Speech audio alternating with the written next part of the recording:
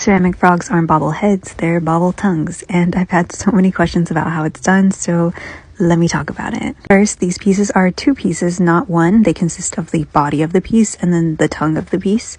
So it starts by making a ball that fits into the mouth of your piece. Then you're going to make a second ball of the same size. This ball is going to become the tongue of the piece. Now you want them to be the same size because the ball will counterbalance the tongue, allowing it to bobble around. I always check and make sure that my tongue is wide enough to look cute, but not too wide that it doesn't have room to bobble around, and then attach the tongue to the counterweight ball.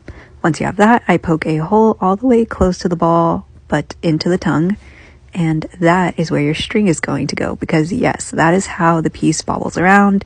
You have a hole in the top of the piece's head and then a hole in the tongue. So when this piece is fired and goes inside, you will tie a string from the top of the head to the little bobbly tongue, allowing it to wiggle around. One thing I can't tell you how to do is the mouth angle and the head hole need to be perfectly centered, but that's just something you kind of have to figure out. Now, where did I get this idea? Well, my dad used to travel to Mexico quite often when I was growing up, and he always would bring me back these little bobble-headed animals.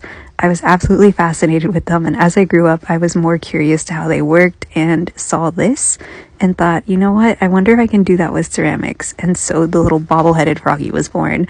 And I love that it's a tie of what I'm doing now and nostalgia.